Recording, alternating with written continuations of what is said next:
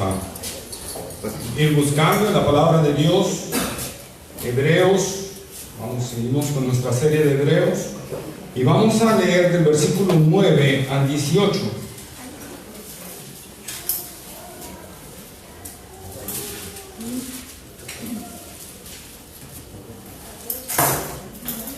Hebreos capítulo 2, versículo 9 al 18. Amén. ¿Sí? Cuando lo tengamos nos ponemos de pie. Gracias.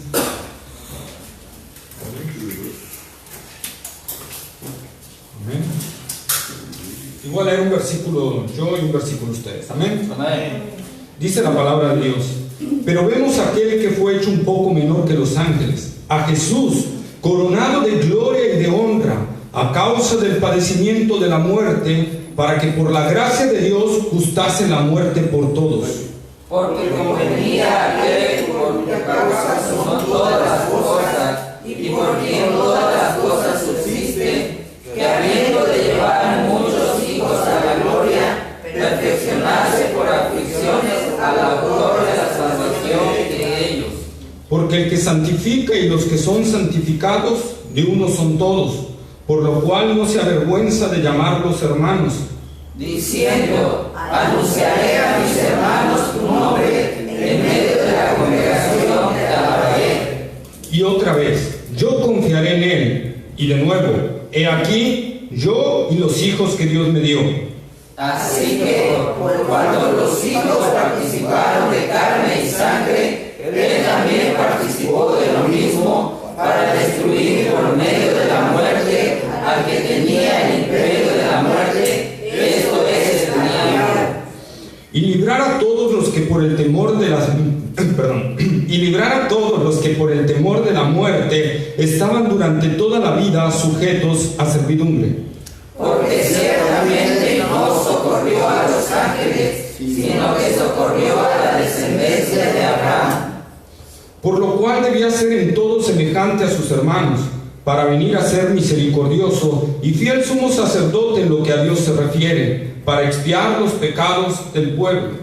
Pues en cuanto él mismo padeció siendo tentado, es poderoso para socorrer a los que son tentados. Amén. Oremos.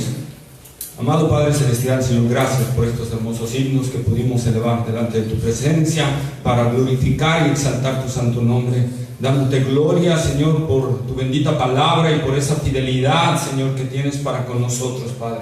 Gracias, Señor, porque hoy nos reunimos para venir en primer lugar, Señor, a exaltar tu nombre, y en segundo lugar, Señor, a escucharte, Señor, a que hables a nuestros corazones, a que transformes nuestras vidas, Señor, a que podamos cada día ser más transformados y llevados, Señor, más a la imagen de tu Hijo amado, para que podamos así, Señor, exaltar y glorificar mejor tu santo nombre y poder así mejor anunciar a Cristo en todo este mundo, Señor.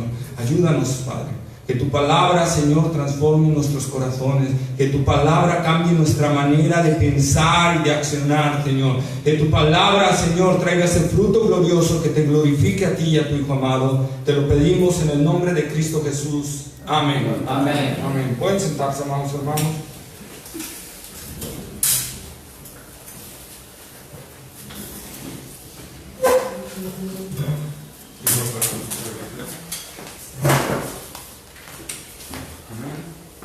Pues bueno, hermanos, continuamos con nuestra serie de Hebreos y seguimos viendo que Jesús es superior, ¿verdad? Superior a los ángeles.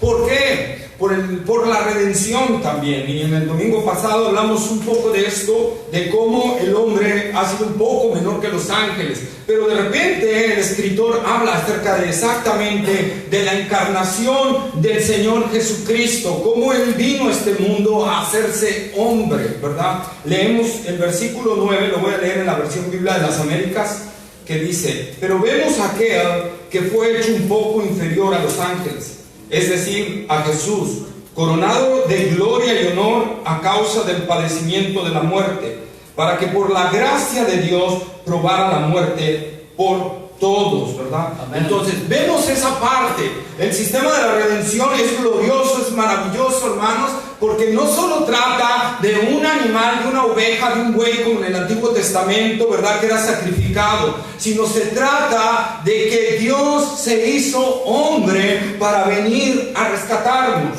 Amén. Amén. Vamos a 1 de Timoteo, capítulo 1, versículo 15.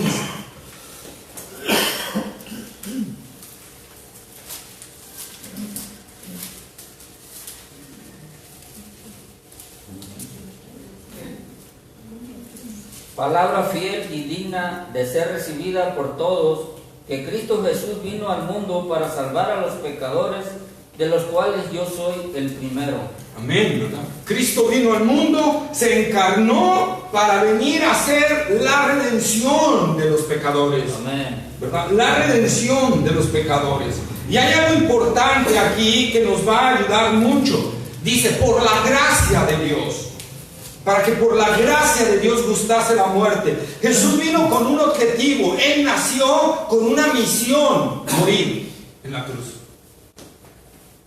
Jesús no vino con otra misión. Él nada más vino con la misión de venir a morir en la cruz del Calvario. Ese era su objetivo desde su nacimiento: venir a morir en la cruz del Calvario para cumplir el plan eterno de su Padre Celestial. ¿Sí? La gracia, por la gracia de Dios. ¿Por qué?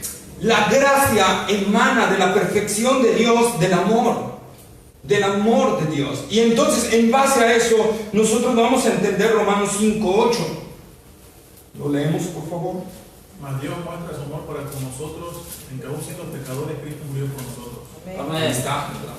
Entonces nosotros vemos, más Dios muestra su amor. ¿Cómo mostró Dios su amor? Cristo vino a morir por nosotros. Amén. Amén. Su Hijo amado vino a morir por nosotros. Ahí está expresada de magnitud sublime e infinita la gracia de Dios, que da lo que más amaba, lo que más quería.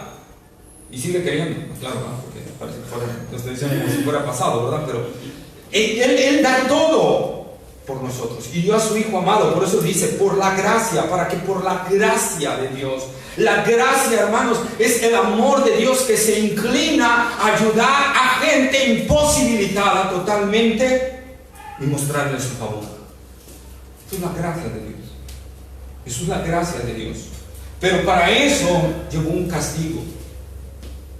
Llevó a su Hijo amado a la cruz del Calvario. Por eso nuestra redención es tan grande, es tan sublime. Porque nuestra redención costó que Dios tuviera que sacrificar a su propio Hijo. Recordemos, el Antiguo Testamento nos habla mucho de Cristo. Los sacrificios de los animales nos hablan de Cristo, pero quizá lo que más nos habla de Cristo fue cuando Dios le pidió a Abraham sacrificar a su hijo Isaac. Y cuando Abraham ya iba a sacrificar a su hijo, ¿verdad? Dios le dijo, detente, porque hay un sustituto. Y había una oveja, un carnero atrás, símbolo de Cristo. Amén. Él vino por nosotros, por la gracia de Dios. Solo por gracia, no porque lo mereciéramos, sino por su gracia, ese amor sublime que el Señor ha desbordado hacia aquellos, para que por la gracia de Dios gustase la muerte por todos.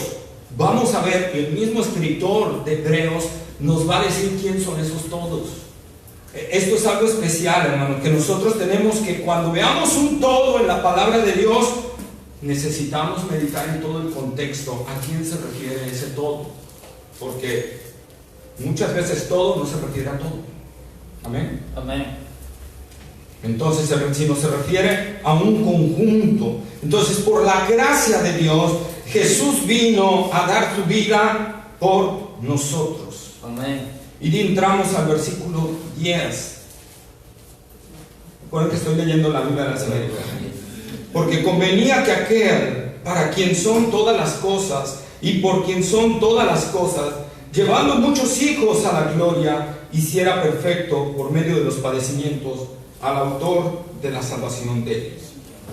Convenía, ¿a quién le convenía? Esto es al Padre, ¿verdad? Obviamente está hablando del Padre, porque dice, ¿qué dice? De quien son todas las cosas y por quien son todas las cosas. Amén. El Padre es esto. Pero a la vez, cuando el escritor de Hebreos nos está hablando de esto, también nos está haciendo ver, hermanos, la divinidad del que venía a morir por nosotros. Porque si recordamos Hebreos 1:3, ¿qué dice?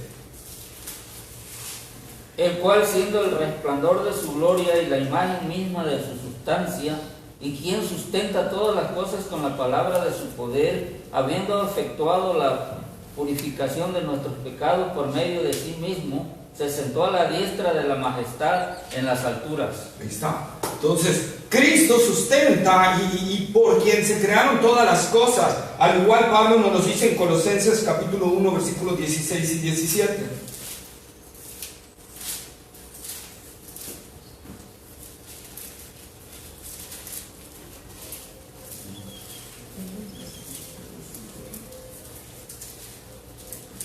Colosenses capítulo 1, versículos 16 y 17. Porque en Él fueron creadas todas las cosas, las que hay en los cielos y las que hay en la tierra, visibles e invisibles, sean tronos, sean dominios, sean principados, sean potestades. Todo fue creado por medio de Él y para Él. Y Él es antes de todas las cosas, y todas las cosas en Él subsisten. Ahí está, ¿verdad? Entonces, posee la misma cualidad el Padre y el Hijo. ¿Ya vieron? La misma cualidad. Pero en este caso se está refiriendo al Padre, ¿verdad? Convenía aquel por cuyas causas son todas las cosas y todas las cosas son de Él, que hiciera perfecto. Aquí se está refiriendo a Cristo. Pero, ¿acaso Cristo no era perfecto? ¿Usted qué dice, hermano? Amén, ¿verdad? Sí, Cristo sí era perfecto y es perfecto y seguirá siendo perfecto. Pero entonces, ¿de qué nos habla? De aquí nos habla precisamente, y eso es muy importante, por eso haber tocado el capítulo 1, y es muy importante ir llevando la secuencia de los versículos, porque aquí nos está hablando precisamente del título o de la labor de Cristo como sumo sacerdote. En su humanidad, Él tenía, amados hermanos, que experimentar todo lo que nosotros experimentamos para poder ser un fiel y sumo sacerdote. Porque un sumo sacerdote tenía que saber las debilidades de su pueblo. Él mismo tenía que saber lo que era eso, lo que pasaba, lo que sucedía, qué experimentaba, para poder interceder adecuadamente delante del Señor. Amén. Por eso Cristo en su humanidad, hermanos, experimentó, como dice aquí el pasaje, experimentó ¿qué? La muerte. Gustarse la muerte. Fíjense, Dios nunca ha muerto ni nunca morirá. ¿Cómo iba a interceder el Señor con respecto a esa área de nuestra vida si Él nunca la había experimentado? Él experimentó por eso la muerte, para que fuera perfeccionado en su labor como sumo sacerdote, que es algo que va a hablar más adelante, lo va a explayar más el escritor de Hebreos en capítulos posteriores. Amén. Pero es algo, Él experimentó el sufrir, el cansancio, el dolor. Él lo experimentó. Él supo lo que era eso. Es más, Jesús murió, ¿verdad? Y ahí experimentó la realidad de nuestra muerte. Y así puede interceder mejor por nosotros. Vamos al versículo 10, el versículo 17 de ahí de Hebreos 2, por favor. Por lo cual debía ser en todo semejante a sus hermanos, para venir a ser misericordioso y fiel sumo sacerdote en lo que a Dios se refiere, para expiar los pecados del pueblo. Ahí está, ¿verdad? Lo que les decía en su título, en esa acción de sumo sacerdote, porque Él está ahorita en la presencia del Padre, sentado a su diestra, pero aparte de estar como Señor de señores y Rey de reyes, está como sumo sacerdote por nosotros, intercediendo día y noche por nosotros. Amén. Entonces, Él tenía que ser experimentado en todo esto para que Él pudiera en su humanidad poder interceder por nosotros. Él fue tentado. Él fue tentado. Santiago 1:13, por favor.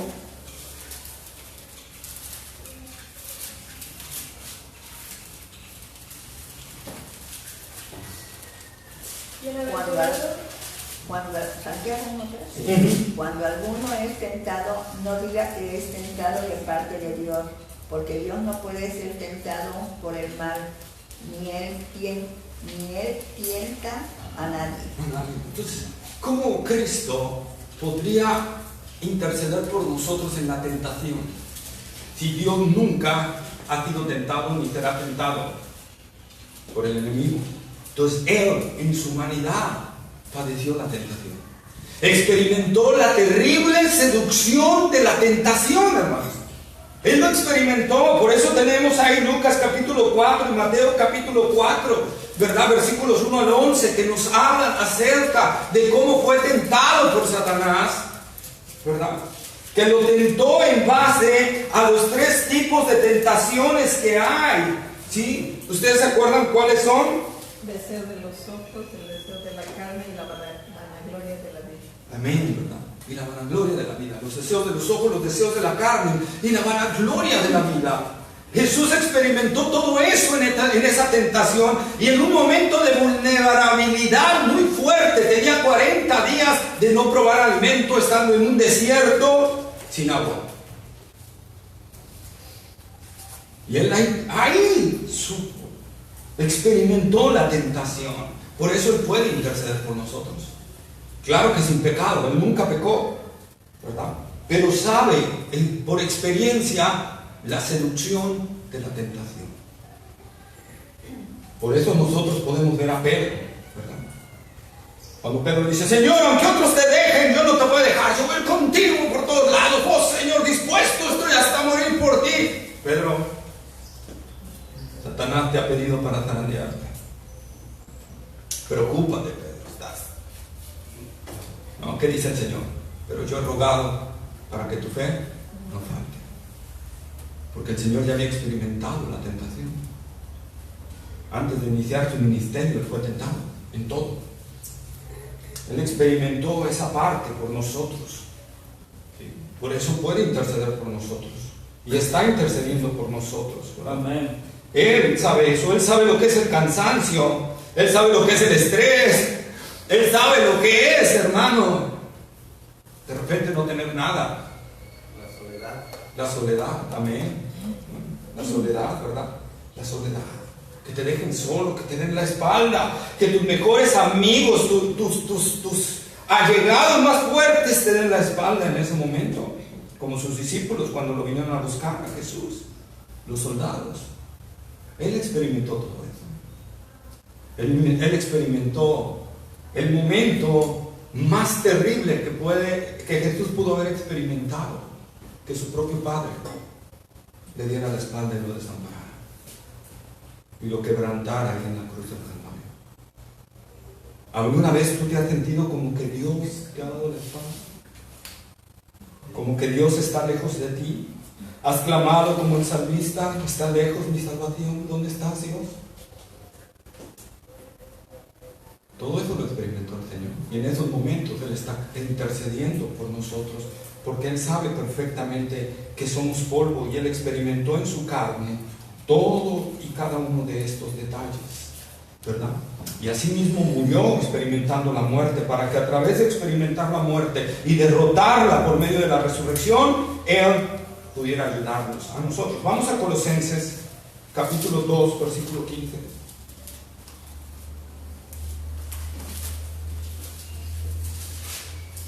Despojando a los principados y a las potestades, los exhibió públicamente, triunfando sobre ellos en la cruz. Amén, ¿verdad? La cruz del Calvario. El instrumento de aparente mayor derrota fue el instrumento de mayor victoria. Derrotó a los principados y a las potestades y los exhibió públicamente. Vamos a 1 Corintios capítulo 15, versículos 55 al 57.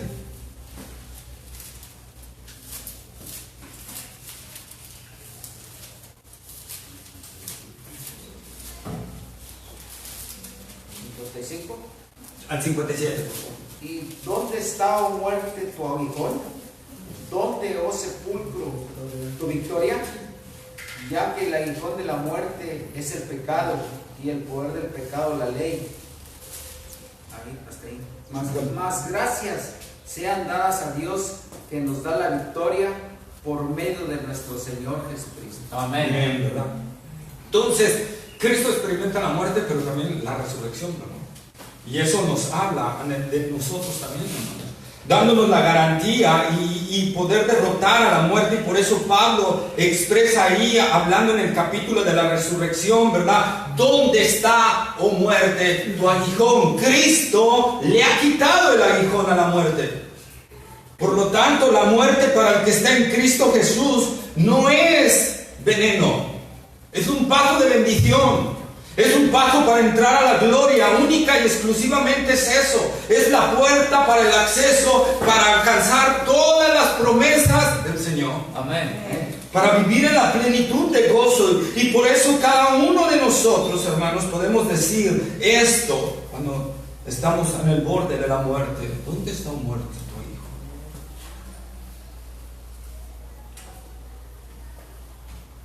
Para el que está en Cristo, la muerte, repito, es una bendición. Amén. Es entrar en un gozo sublime. Es un paso de excelencia. Pero Cristo experimentó todo esto por nosotros. Ahí está el plan grande de redención. Él se hizo carne. Él se hizo carne y habitó entre nosotros. Y vimos su gloria. Amén. La gloria de aquel que gritó: Dios mío, ¿por qué me has desamparado? Pero al final, en su último suspiro, él gritó un grito de confianza: está consumado es. Pero después, el último, ¿cuál es? Padre, Confiando en mi espíritu. una oración final de plena confianza en su Padre, ¿verdad? Tus amados hermanos, eso nos habla. Jesús padeció igual que todos nosotros, ¿verdad? Igual. Por eso dice el pasaje, convenía, porque así se tenía que hacer en el plan de salvación. No había una opción más, era la única opción y Dios lo hizo así, convenía, ¿verdad? Porque Jesús tenía que hacerse igual que nosotros para poder experimentar todo lo que nosotros experimentamos. Así que Dios puede entenderte perfectamente.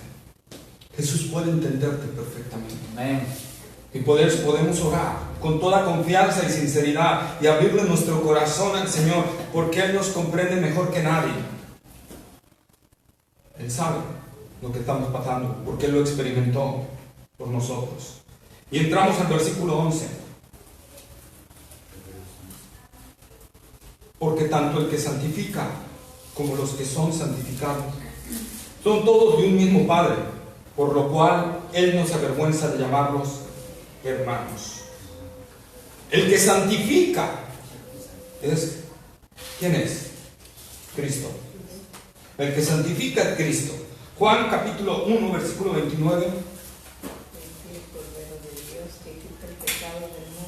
Amén, ¿verdad? Juan el Bautista. He aquí, le señala, ¿verdad? Jesús y dice: he aquí el Cordero de Dios que quita el pecado. Él es el que quita todo pecado. Primera de Corintios capítulo 1, versículo 30.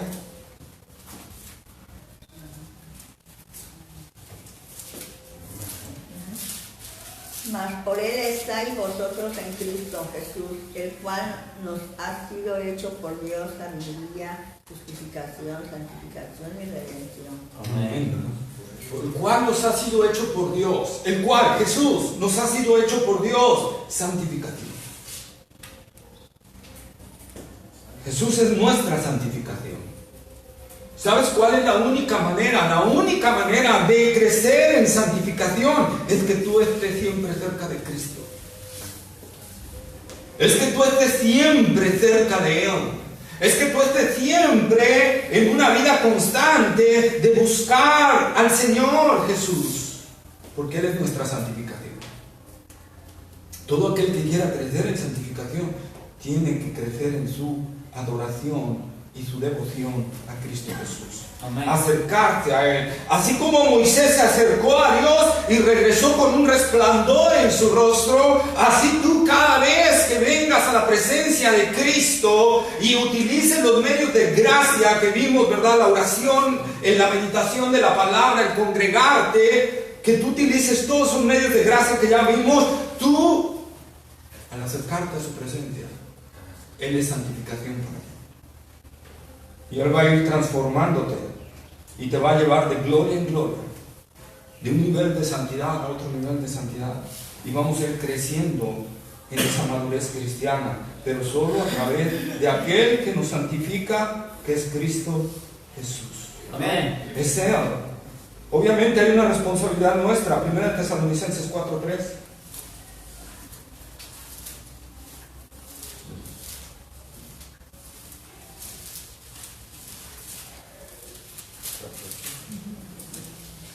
Pues la voluntad de Dios es vuestra santificación, que os apartéis de fornicación. Ahí está, ¿verdad? Pues la voluntad de Dios es vuestra santificación. Esa es la voluntad de Dios para nosotros. Pero Dios dice, pero tú tienes que apartarte. Amén. Hay una soberanía de Dios, hay una voluntad de Dios y hay una responsabilidad también nuestra. Vamos también a 2 de Timoteo 2:19.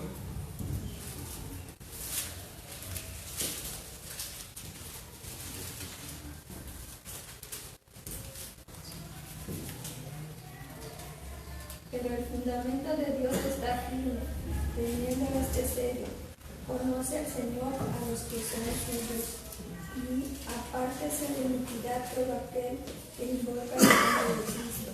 Amén. Entonces, hermanos, esas dos que siempre les he hablado, que siempre tenemos que tener: soberanía de Dios, responsabilidad humana.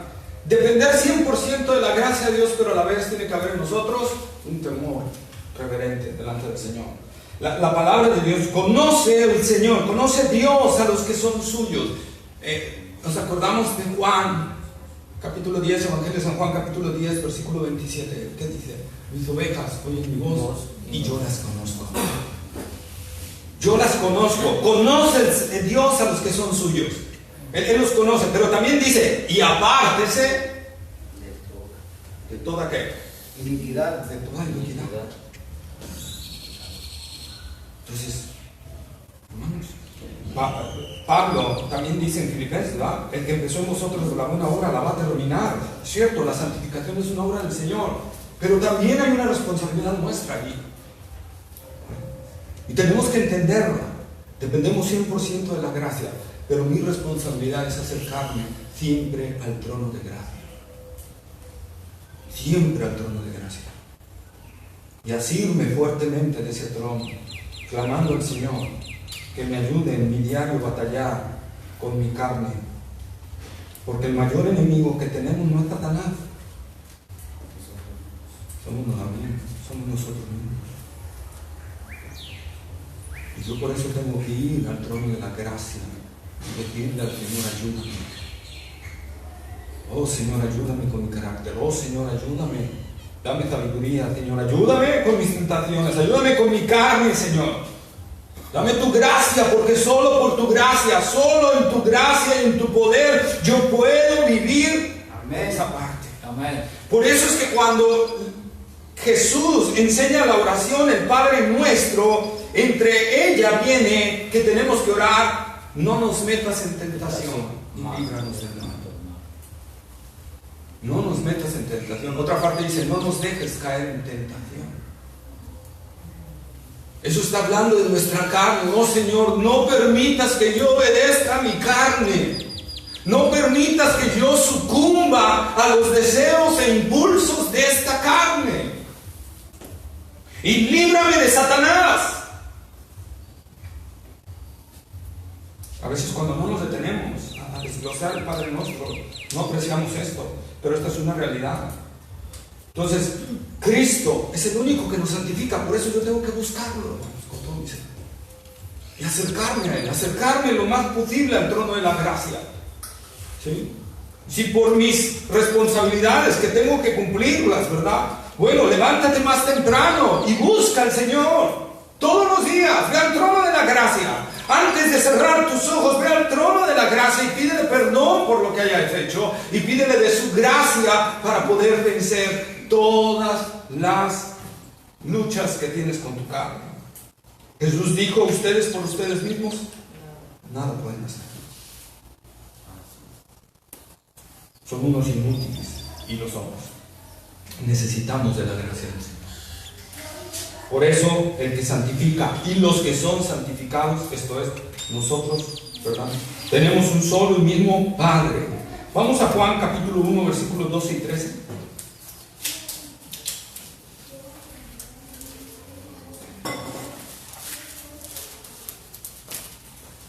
Mas a todos los que le recibieron, a los que creen en su nombre, les dio potestad de ser hechos hijos de Dios, los cuales no son engendrados de sangre, ni de voluntad de carne, ni de voluntad de varón, sino de Dios. Amén. Y 1 Juan 3:1.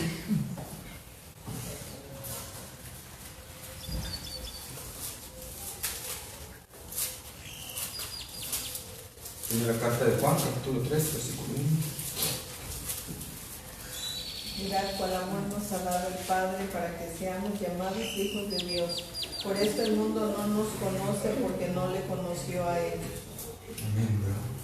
Ahí está. Somos hechos hijos de Dios por el poder y la gracia de Dios.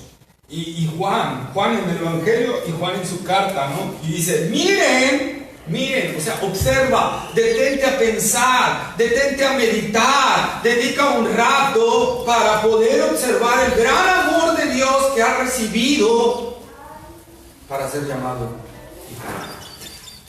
Amén. Para ser llamados hijos de Dios. Por eso, ¿verdad? En nuestro versículo 10, que dice, llevando muchos hijos a la gloria, convenía que por la gracia de Dios, por el amor de Dios, y aquí está otra vez esa parte, mirad cuál amor, mirad cuál inmenso amor has recibido. Y esto otra vez está hablándole, recordemos el contexto de Hebreos, le está hablando a cristianos que están a punto de caer en la tentación de abandonar el Evangelio y regresar al judaísmo, y Él les está diciendo, vean, Él los ha hecho hijos. Él los ha hecho hijos. Han recibido una gracia maravillosa. Han recibido una gracia gloriosa. Y Juan nos dice a nosotros, miren, observen lo que recibieron de Dios. Recibieron un amor sublime, infinito, inmenso, que ustedes no eran nada y ahora son hijos de Dios. Amén. Ahora son hijos. Eso es la maravilla que nosotros tenemos que meditar y que nos está diciendo. Ahora, Dios solo tiene un hijo. Dios solo tiene un hijo. Amén. Y es Cristo Jesús. Amén. ¿Verdad? Pero en nuestra unión con Cristo, nosotros somos también hijos de Dios. Coherederos. Y coherederos y coherederos.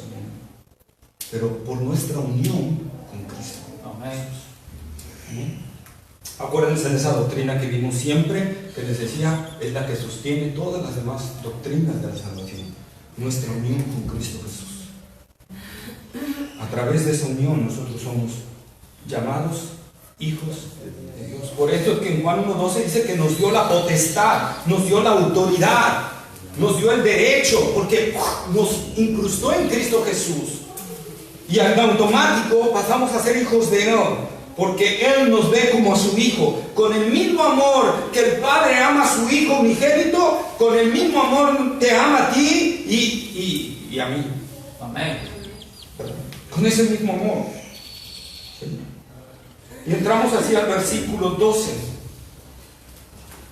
Diciendo, anunciaré tu nombre a mis hermanos. En medio de la congregación te cantaré himnos. Me gusta esta traducción. Te cantaré himnos. ¿Verdad? Esta cita viene del Salmo 22:22. Vamos a leerlo, por favor. Salmo 22:22. Salmo 22, versículo 22. Anunciaré tu nombre a mis hermanos, en medio de la congregación te alabaré. está, ¿verdad? De ahí está sacando el escritor de Hebreos esta parte donde está diciendo, ¿verdad? Esto, recordemos el contexto, está hablando de hermanos, habiendo de llevar muchos hijos a la gloria, que perfeccionase el autor de la salvación de ellos, y ese autor de la salvación de ellos que santifica y que es el santificador, dice, ¿verdad? Anunciaré tu nombre a mis hermanos, en medio de la congregación te cantaré himnos. Este Salmo 22 es un salmo de la crucifixión y la resurrección de Cristo Jesús. Si nosotros leemos el versículo 1, vamos a entenderlo plenamente y nos va a dar esa luz.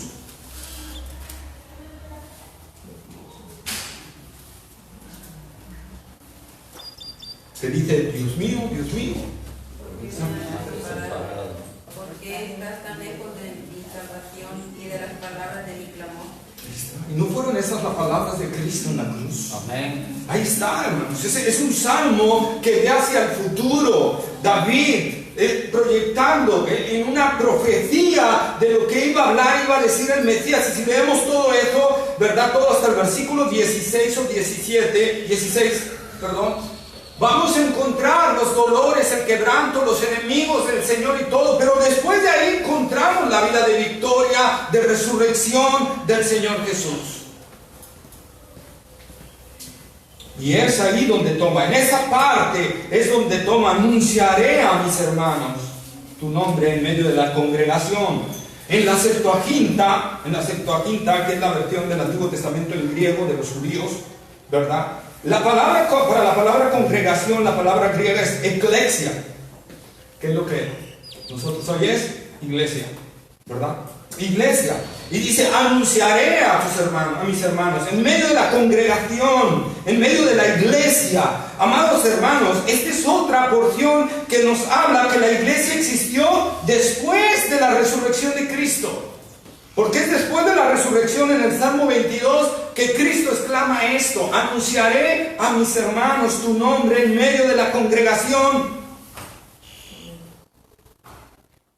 Pero esto también nos habla a nosotros, y el escritor de Hebreos les está hablando y les está diciendo a los judíos que están aquí: ustedes cuando se reúnen, ahí está Cristo honrando y glorificando también a su Padre Celestial. Amén. Cuando nosotros nos reunimos, aquí está el Señor en nosotros. Amén. Su presencia es especial, es lo que está diciendo el escritor de Hebreos, y por lo tanto, ¿verdad?, nos está hablando acerca de tomar esa realidad. Muchas veces venimos a la iglesia sin meditar en eso. Y tiene que tener una meditación profunda. Entender que cuando venimos y nos reunimos, hermanos, el Señor está en medio de nosotros. Amén. El Señor está en medio de nosotros. Por lo tanto, evitemos, ¿verdad?, estar chateando o estar haciendo otras cosas o meditando en otras cosas que no sea el Señor. Que no sea Él, ¿verdad? Él está en medio de nosotros, y Él, al estar en medio de nosotros, esto lo conectamos otra vez con el versículo anterior, Él es el que santifica. Amén. Nosotros cuando nos congregamos, Cristo nos santifica. Amén. Por eso tenemos que venir a congregarnos. Por eso más adelante el escritor de Hebreos, ¿verdad?, va a decir: no dejando de congregarnos, como algunos tienen por costumbre. Cuando nosotros dejamos de congregarnos, estamos dejando de recibir la gracia del Señor que santifica nuestras vidas. Amén. Por eso luego nuestra carne se adebresta más de lo que se debería de aderezar. Entonces, amados hermanos, nosotros entonces vemos esto. Así pues, todos aquellos que Jesús llama hermanos, ¿verdad? Todos aquellos que Jesús llama hermanos son miembros de la iglesia. Primera de Corintios capítulo 12, versículo 13.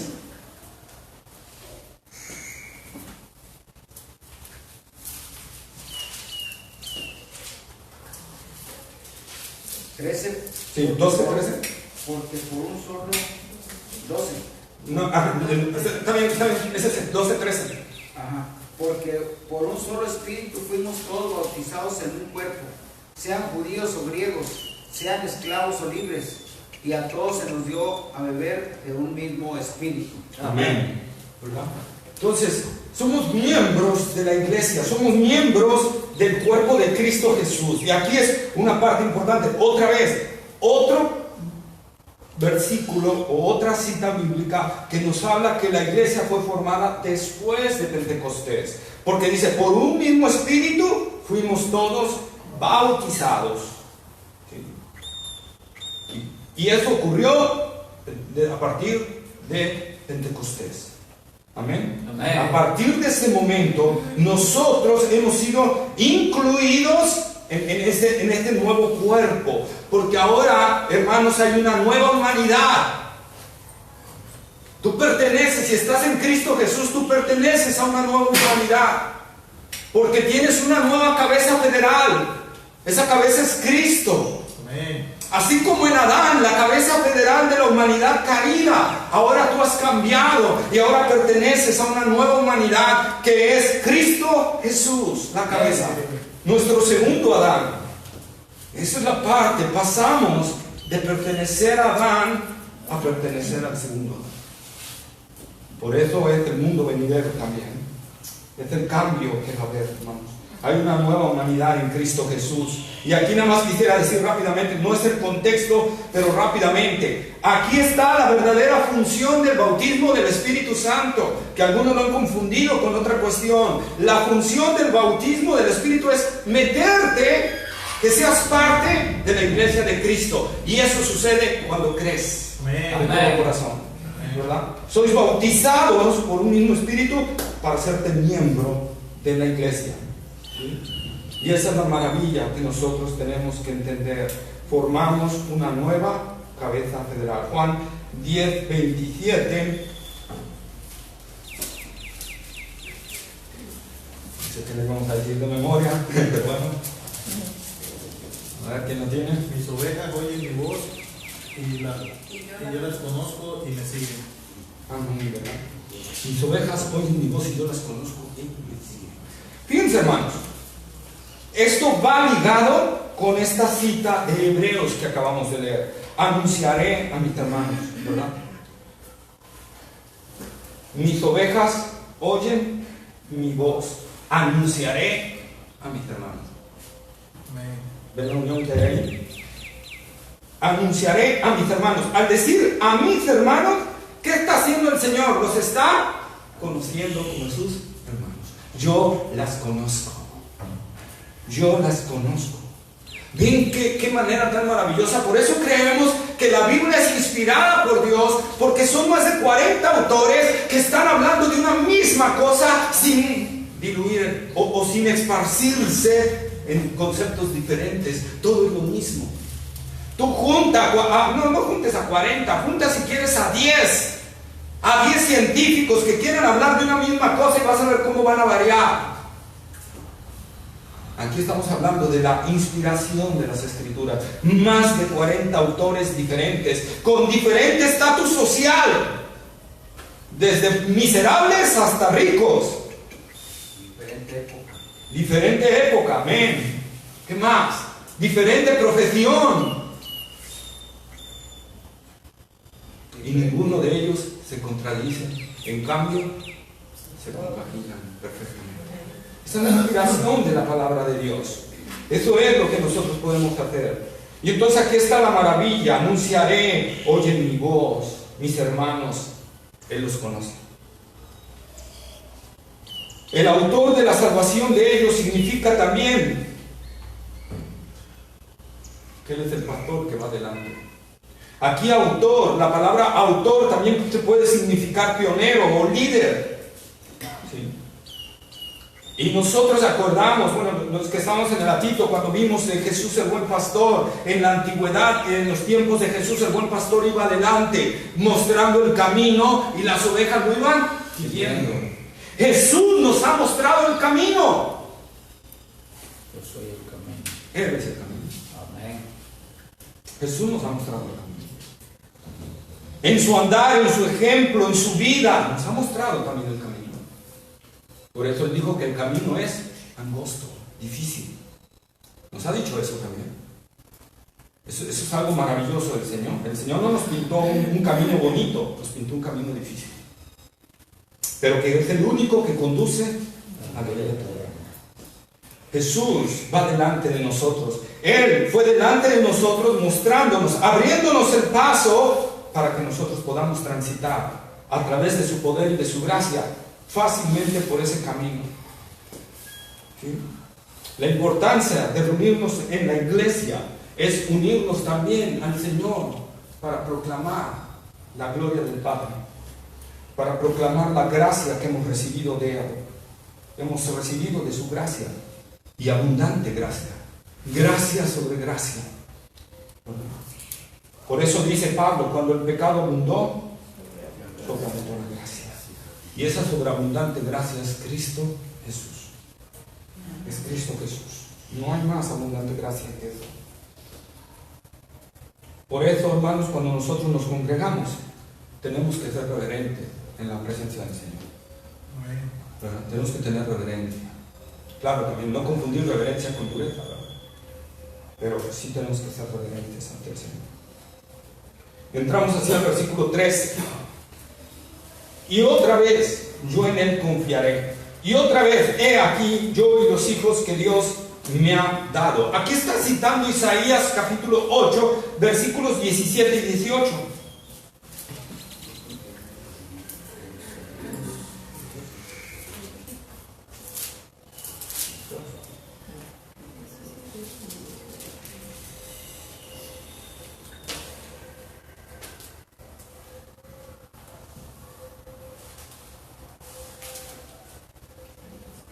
¿Quién lo lee rápido? Esperaré pues a Jehová, el cual escondió su rostro de la casa de Jacob, y en él confiaré. He aquí yo y los hijos que me dio Jehová somos por señales y presagios en Israel, de parte de Jehová de los ejércitos que mora en el monte de Sión. Bien, fíjense, hermanos, el escritor de Hebreos está trayendo esta cita porque sabe que cuando la traiga, los hermanos judíos, ¿verdad?, iban a entender rápidamente. El profeta Isaías, sus profecías, cómo fue rechazado. Recordemos que Isaías terminó muriendo aserrado, partido a la mitad, ¿verdad?, por los judíos, por un rey, por el rey que estaba en ese entonces, ¿sí? Pero iba a traer esa parte que dice: en Él confiaré, en Él confiaré, en Él me mantendré firme. Isaías acababa de dar una palabra de juicio, acababa de hablar algo que iba a venir, ¿verdad? Y el pueblo no lo creyó y lo rechazó. Isaías como profeta estaba siendo criticado, pero él dice: en Él confiaré, en Él confiaré.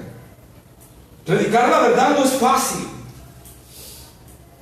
solamente cuando confiamos plenamente en el Señor, solamente cuando entendemos la verdad de Él. Isaías dice: en Él confiaré. Y entonces Dios le manda a Isaías a escribir esto en unas tablas y dárselo a los discípulos. Ahí hay nombres de unos sacerdotes y de unos discípulos, unos fieles al Señor, en el versículo 1 y en el versículo 16. No lo vamos a leer por el tiempo, pero anótenlo si tienen ahí. Ahí vemos a unos discípulos. ¿Para qué? Para que guardaran estas palabras, para que el día que te cumplieran, vieran que realmente era palabra de Dios y vieran realmente que Isaías era el siervo de Dios. Y así fuera Isaías justificado también en cierta forma. En cierta forma fuera justificado. Adicional a esto, ¿verdad?, nosotros vemos igual a Jesús, que vino y le predicó a su pueblo y le habló a su pueblo y lo rechazaron, igual que Isaías, y lo crucificaron. Pero vemos a Jesús confiando exactamente igual en Dios. En Él confiaré. Padre, en tus manos encomiendo mi espíritu. Es una maravilla. Es más, Isaías 8, hermanos, nos habla intensamente de Cristo Jesús y la iglesia también. Nos habla de la maravilla de esto, porque nosotros podemos ver la confianza del Señor a la hora de predicar. Ahora la iglesia está también predicando el Evangelio de Cristo ante el mundo y es rechazada. Pero nosotros tenemos que mantenernos confiando en el Señor. Amén. Y tenemos que decir igual que Isaías, igual que el Señor Jesús: en Él confiaré. Porque al final, hermanos, Dios respaldará a los suyos. Recordemos que nosotros como iglesia vamos a estar juntamente con Cristo juzgando a los ángeles y a la humanidad. si tú eres fiel al Señor, si tú realmente has recibido esta gracia del Señor, ¿verdad? La palabra de Dios se va a cumplir. Recordemos lo que dijo el profeta también, ¿verdad? Que su palabra que sale de su boca hará todo lo que quiero y no volverá a mí vacía. En esto debemos de ampararnos. Ahora, la idea de que Dios esconde el rostro de la casa de Jacob. En el versículo 17, Dios esconde el rostro de la casa de Jacob. Es la misma del Salmo 22 que está leyendo anteriormente. Es la misma idea, donde el Padre se esconde de su Hijo. Y ahí se está cumpliendo lo mismo. ¿Por qué? Porque Jesús es la cabeza o la cabeza de la descendencia de Jacob. Él representa a la casa de Jacob. Y él está sufriendo el desamparo de su padre. Lo mismo que dice Isaías. Vean la maravilla. Dios está escondiendo su rostro de la casa de Jacob. Dios esconde su rostro de Cristo en la cruz del Calvario, porque él estaba en ese momento representando a todo el pueblo de Israel. Vean el paralelismo hermoso y maravilloso que hay en la Escritura, repito. No hay nada. Todo el Antiguo Testamento nos habla de Cristo, todo, absolutamente todo nos habla de Cristo. Y vean la maravilla y cómo se compaginan entre ellos. Isaías con David, viviendo diferentes años, cientos de años diferentes. Y la maravilla de lo que se está hablando aquí.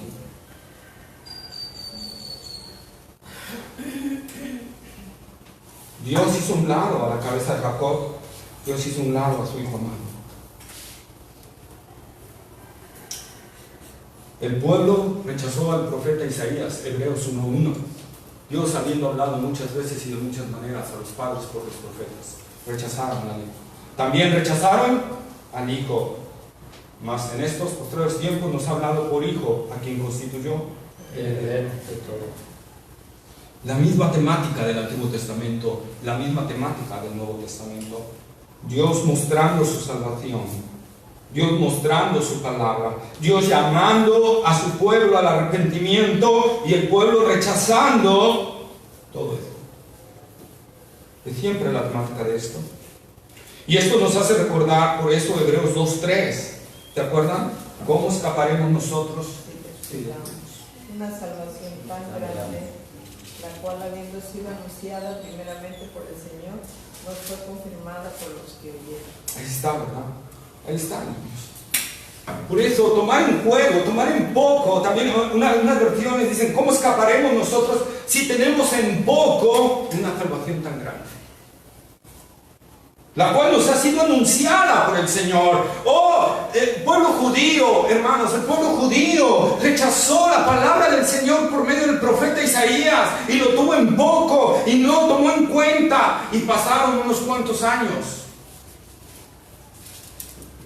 para que el ejército asirio lo viniera y destruyera el reino del norte, y posteriormente viniera Babilonia y destruyera el reino de Judá. Sofonías capítulo 1 versículo 12.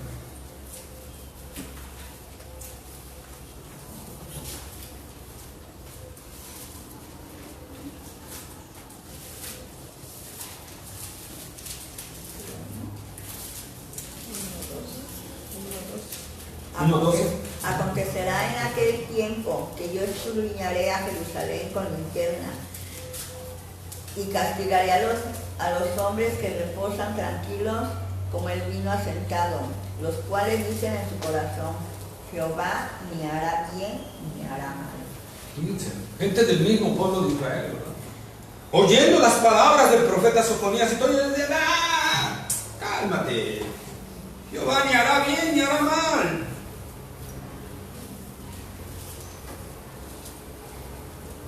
Vamos a la iglesia, ya nos sentamos y llevamos un rato el culto, y ya luego nos vamos y seguimos iguales, no pasa nada. Estamos expresando lo mismo, que va ni hará bien ni hará mal. Qué terrible cuando fueron invadidos por Babilonia, ¿verdad? Y entonces vieron que Dios sí puede hacer mal. Y los hermanos hebreos, digo hermanos entre comillas, porque si regresaron es que no eran hermanos, ¿verdad?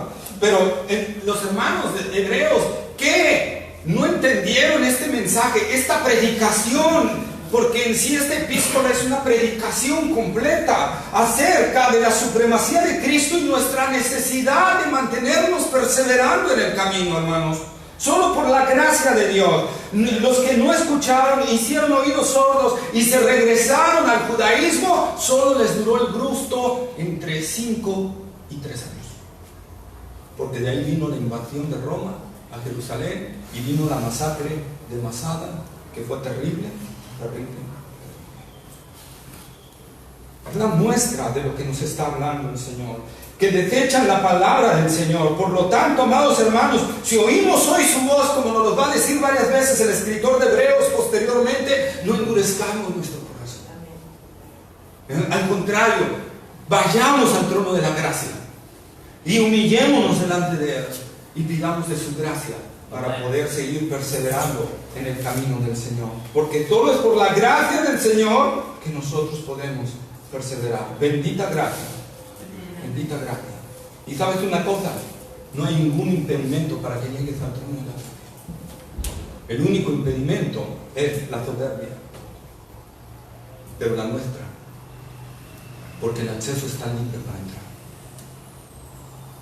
Puedes entrar al trono de la gracia sin ningún problema. ¿Sí? Asimismo, Jesús, que es la misma palabra de Dios, ha sido rechazado y se burlaron de Él. En Dios confió.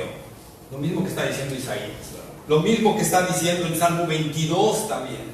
En Dios confió, libre de Él. Eso, hermano, cuando tú estás viviendo la verdad de la palabra, imagínate a los hermanos de Hebreos con esa persecución tan terrible y la gente diciéndole, a ver, en Dios confía. Míralos, en Dios confían, a ver que los libre. Oh, en la cruz del Calvario, viendo a los fariseos y escribas diciéndole a Jesús, en Dios confió. Su propio pueblo diciéndole, en Dios confió, que lo libre. Isaías, David, en Dios confió, que lo libre Él. A ti te van a decir a ti igual. A ti te van a decir a ti igual. Salmo 22:8, para que lo vean ahí. Rapidito, por favor, que lo tengan primero rápido, porque el tiempo se nos está yendo. Se encomendó a Jehová, líbrele Él, sálvele, puesto que en Él se complació. Ahí está, ¿verdad? Vean. Ahí están las palabras, ¿verdad? Ahí están las palabras. Pero Jesús confió en su Padre Celestial, esperó en Él y Dios le respondió. Ahí mismo, versículo 24 del Salmo 22. Porque no menospreció ni abominó la aflicción del afligido, ni de él escondió su rostro, sino que cuando clamó a él, le oyó. Amén. Ahí está. En medio de la más dura aflicción, de la más dura cuestión, confiemos en el Señor porque Él nos va a ayudar. Él nos va a responder. Él va a saber cómo nos va a responder, pero confiemos en Él. Amén. Y luego dice, yo y los hijos que Dios me dio, o sea, volvemos a lo mismo, ¿verdad? Yo y los hijos que Dios me dio. Aquí está hablando Isaías que los hijos de Él eran un anuncio para el pueblo de Israel, para que entendieran que Dios lo había enviado, que Dios había hablado por medio de Él. Los nombres, inclusive de Isaías, que significa Yahvé es salvación, o Jehová es salvación. Amén. Pero los nombres de sus dos hijos que Dios le ordenó, porque Dios le ordenó ponerle así a sus dos hijos. El nombre de uno es Sear Hasub, que significa un remanente volverá. Esto nos habla de esperanza, esto nos habla de gracia. Un remanente que Dios escoge va a regresar después del juicio. Un remanente que el Señor preservará por su gracia y su verdad. Y ese remanente será testigo de que Isaías estaba hablando la palabra de Dios. Y también está el otro nombre que es Maher Salal Asbaz, Suena como árabe, ¿no? Maer Salat Asbaz, que significa el despojo se apresura, la presa se precipita. Ambas son promesas de Dios. Tanto gracia y el segundo es juicio. Tanto gracia como juicio. Por eso yo les he hablado, hermanos, y les he dicho, siempre tenemos que tomar en cuenta las dos cosas. Ahorita que cantamos de las promesas del Señor, su fidelidad a ellas, o ese otro himno que dice todas las promesas del Señor Jesús son apoyo poderoso de mi fe, pero todas las promesas, yo no solo debo de aferrarme a las promesas que me hablan de que me voy a ir al cielo, que me hablan de que estamos seguros en Cristo Jesús, también tengo que agarrar la promesa del Señor que me dice que si yo empiezo a caminar y a transitar o desobedeciendo su palabra, va a venir disciplina de Dios a mi vida. También tengo que abrazarme de esa promesa.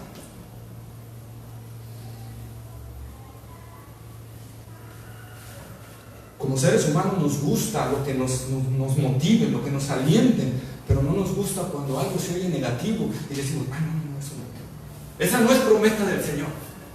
No, sí es promesa de Dios. Dios dice que nos va a corregir. Dios dice que nos va a meter en cintura. ¿Por qué? Porque nos ama, dice. Dios metió en cintura a su pueblo. Fue una promesa del Señor. Ahí está la palabra. Y sucedió. Ahí está el nombre del hijo de Isaías. El despojo se apresura. Y no pasó mucho tiempo para eso. Entonces, amados hermanos, la preservación del remanente fiel y el juicio de las desobedientes y rebeldes, nosotros lo vemos en los nombres de estos siervos de Isaías. Pero ¿por qué los trae el escritor de Hebreos? ¿Por qué lo trae a nosotros esta cita? Lo mismo, porque Cristo significa que de Él es la salvación, que Dios es salvación. Igual. Y entonces, amados hermanos, nosotros como... Y aquí hay algo importante.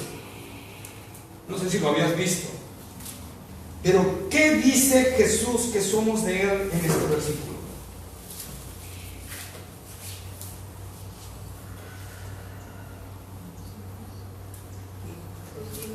Sus hijos. Yo y los hijos que Dios me dio. Pero en el versículo anterior me dijo, hermano, ¿cómo que soy su hermano y soy su hijo? Somos las dos cosas. Es la primera vez en todo el Nuevo Testamento que te refiere a nosotros como hijos de Cristo, ¿verdad? Pero no es la primera vez que te menciona esto en la Biblia. En Isaías 53, vamos a Isaías capítulo 53.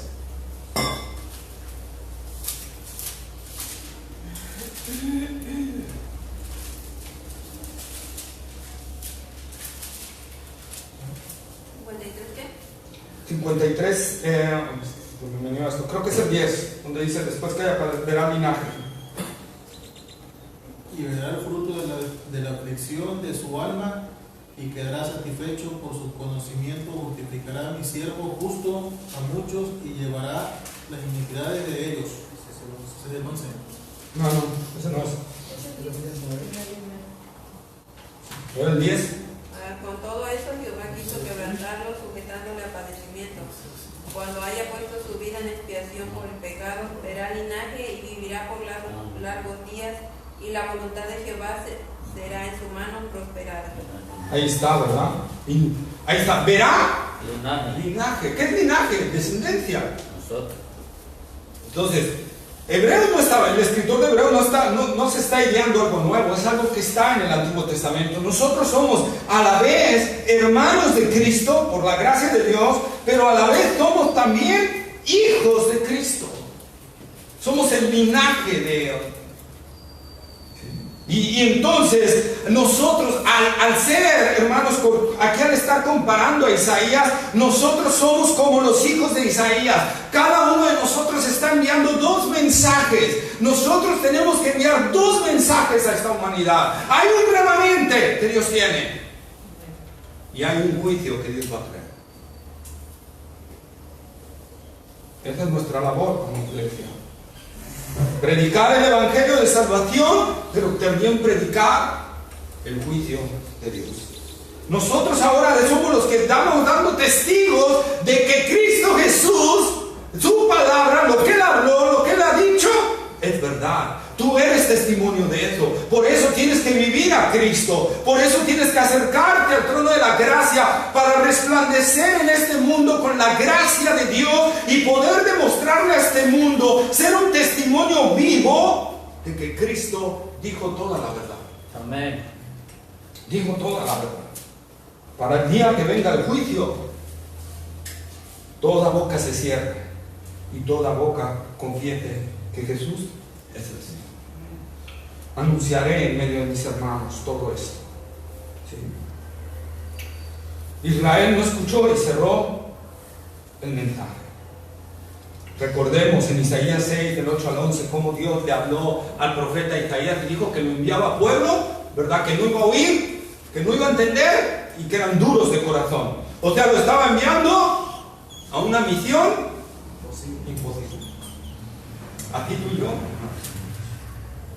No esperemos que el mundo reaccione ante el mensaje, ante el verdadero mensaje del Señor, abrazándolo y felicitándonos por él. No nos van a recibir así, si llevamos el verdadero mensaje. Pero el mensaje que nosotros llevamos, tenemos también que tener la confianza, como dice Pablo en Romanos 1:16, que es poder de Dios para todo aquel que cree. Amén. Las dos cosas tenemos que entenderlas, hermanos. Qué maravilla es entender esto. Hemos sido escogidos por la gracia de Dios. Somos el remanente del Señor. Por lo tanto, tenemos que ser obedientes y fieles al Señor. Amén. Amén. Qué maravilla, hermanos, es esta parte del Señor. Tenemos que entender esto. El escritor de Hebreos lo está hablando. Y entonces nosotros podemos ver, amados hermanos, que nuestra salvación, hermanos, Jesús está intercediendo como fiel sumo sacerdote por nosotros, pero a la vez nosotros también tenemos una responsabilidad. Hay una seguridad. Yo quiero que entendamos esto porque no quiero que nos llevemos un mensaje contrario. No vas a ser salvo por obras, jamás. Pero el que en verdad es salvo produce obras. Amén. Tu crecimiento espiritual, Dios se ha comprometido a hacerlo, pero también te ha hecho responsable de ello. Y yo tengo que acercarme al trono de la gracia, confiando plenamente que tengo un fiel sumo sacerdote que me comprende, me entiende plenamente, porque Él experimentó todo lo que yo estoy experimentando. Yo y los hijos que Dios me dio. Y aquí encontramos una vez más, hermanos, lo del remanente.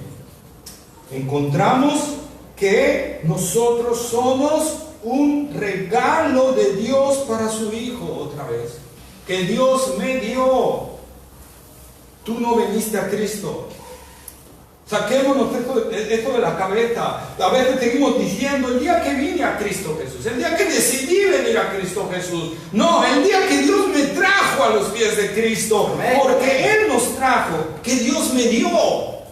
Dios nos dio a su Hijo como un regalo por la obra salvífica que Él hizo, por su muerte en la cruz. Dios le prometió ver linaje. Es una promesa de Dios que Él cumple a su Hijo amado porque lo ama intensamente. Y entonces Dios dispuso desde antes de la eternidad que el remanente fuera salvo porque es un regalo para su Hijo. Juan 10, 26 al 29 nos lo dice, ¿verdad? No lo vamos a leer por el tiempo porque ya no lo sabemos, pero acordémonos de los dos grupos. Ustedes no son de mis ovejas. Ustedes no creen porque no son de mis ovejas.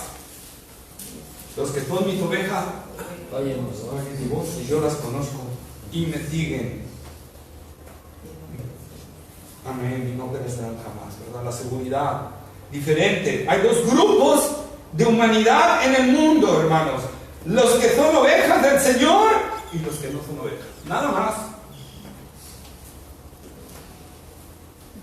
Y yo tengo que proclamar el Evangelio para llamar a los escogidos de Dios. Es lo que decía Pablo. Me desgasto por amor a los escogidos para que también ellos la salvación que es en Cristo Jesús. Nuestra meta no debe de ser alcanzar el mundo. No vamos a alcanzar el mundo. No vamos a transformar el mundo. Porque la Biblia dice que el mundo va a ir de mal en peor hasta que Dios lo destruya. Amén. Mi meta es alcanzar a los escogidos. Nuestra meta como hijos de Cristo es alcanzar a los escogidos del Señor. Amén. Es alcanzar a Él. Aquellos que Dios los va a despertar de los muertos para que oigan el mensaje que tú tienes, ¿verdad? Y esto lo encontramos varias veces en el capítulo 17 y en el capítulo 6 encontramos esta parte, que Dios es el que le da a su Hijo las cosas. Jesús dijo en el 6:36, nadie puede venir a mí si el Padre que me envió no le trae primero. Nadie puede venir al Señor si el Padre no lo trae a Cristo. Y si tú has sido atraído a Cristo, tú eres un regalo de Dios para su Hijo.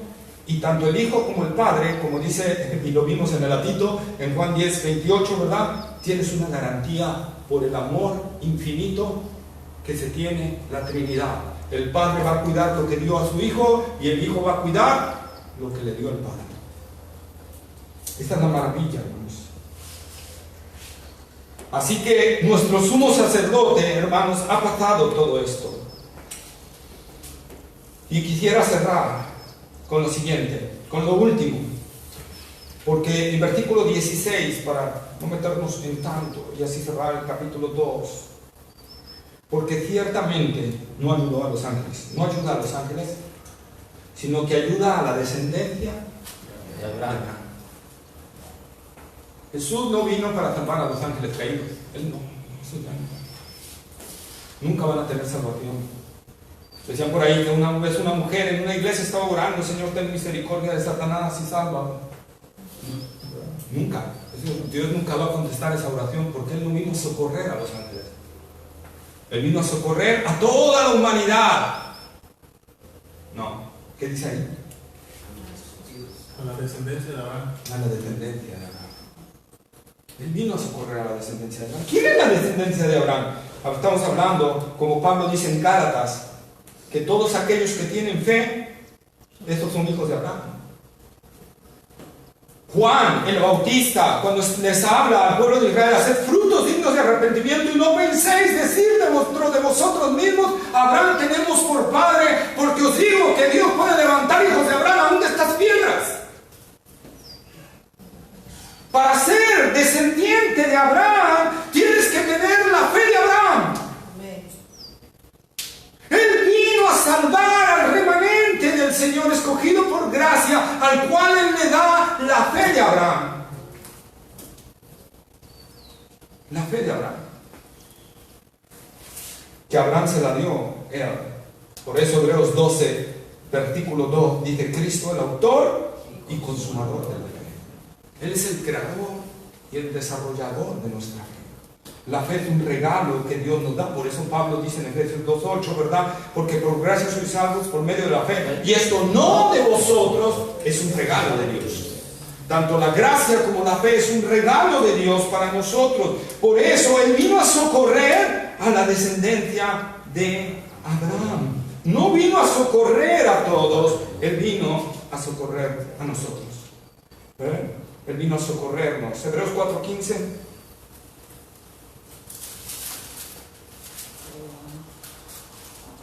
Porque no tenemos un sumo sacerdote que no pueda compadecerse de nuestras debilidades, sino uno que fue tentado en todo según nuestra semejanza, pero sin pecado. Así es, ¿verdad? Él fue tentado en todo, pero sin pecado. Vayamos rápido, uno que me busque, a ver, aquí del lado derecho, Gálatas 3:7, y de acá del lado izquierdo, Juan 8:39.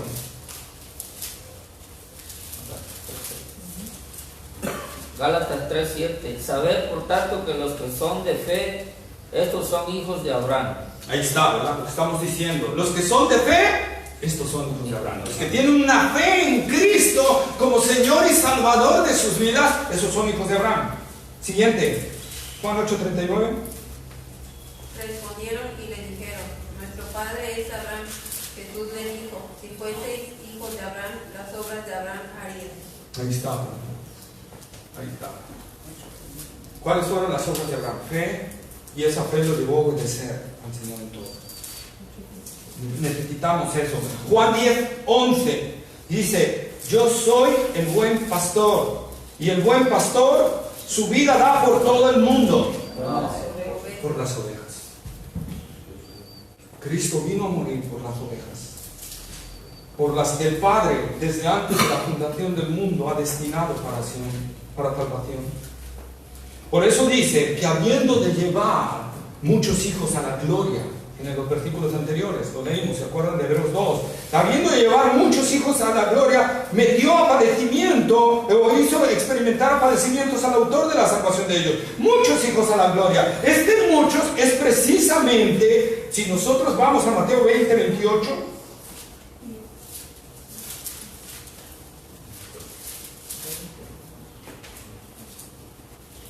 como el Hijo del Hombre no vino para ser servido. no, 20, Mateo 20:28. A ver, entonces ¿la completo? Como el Hijo del Hombre no vino para ser servido, sino para servir y para dar su vida en rescate por muchos. Ahí está, ¿verdad? Perdón, si era eso. En rescate por todos. No. Por muchos. Por muchos. Mateo 26:28.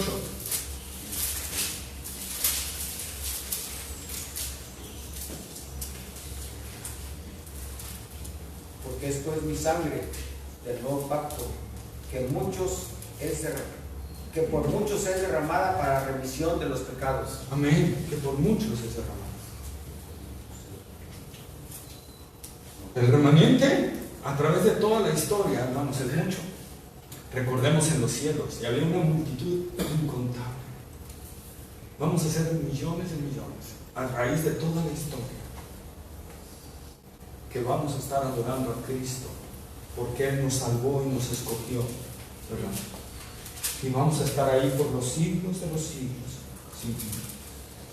Hebreos 10:23 para finalizar, por favor.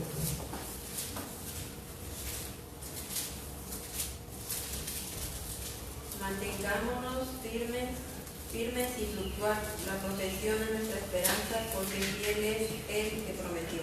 Amén. Cerramos con esto, hermanos. Mantengamos firme la profesión de nuestra esperanza, porque todas las palabras que Dios ha dicho, Él es fiel para cumplirlas. Él es fiel. Mantengámonos firmes, que nada se separe de Cristo. Que si sientes tentación fuerte de apartarte de Cristo, dobla tus rodillas, estés donde estés, y agárrate del trono de la gracia y diles al Señor: dame tu gracia para poder vencer y glorificar tu nombre. Dame tu gracia. Porque, hermanos, si salimos de una tentación victoriosos, si salimos de una prueba victoriosos, si salimos de una tribulación victoriosos, si salimos de una persecución victoriosos, es solo por la gracia de Dios. Amén. Dependemos de su gracia. Inclinemos nuestra cabeza. Amado Padre Celestial, Señor, gracias te damos. Oh Señor, qué grande es esta salvación. A la vez que confianza suprema nos hace sentir en Cristo Jesús. Y a la vez también, Señor, nos hace clamar: ayúdanos, día a día necesitamos de tu gracia. Y danos de esta gracia para poder vencer, Señor. No para llevarnos nosotros la gloria, Señor, sino para que Cristo sea glorificado, Señor, sea exaltado, Señor, que la gente, aunque no se convierta, pueda decir: ese Cristo es un Cristo real. Y puedan glorificar a Cristo Jesús a través de nosotros, de nuestro testimonio, de nuestra vida, Señor, que podamos darte honor y alabanza por todo lo que tú has hecho por nosotros, como un testimonio vivo, real, Señor.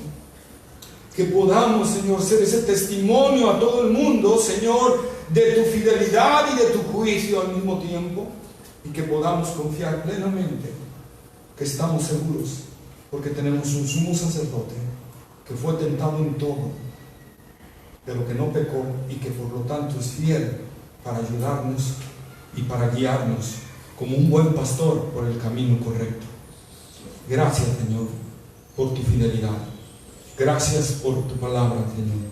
Que esto, Señor, provoque en nosotros o haga nacer en nosotros un amor sublime hacia Cristo, Señor, y a la vez un temor reverente hacia ti. Padre, que tu palabra sea próspera en nuestros corazones y de fruto para la gloria de tu Hijo amado, nuestro Señor y Salvador. En el nombre de Cristo Jesús. Amén. Amén. Podemos este lugar, amén.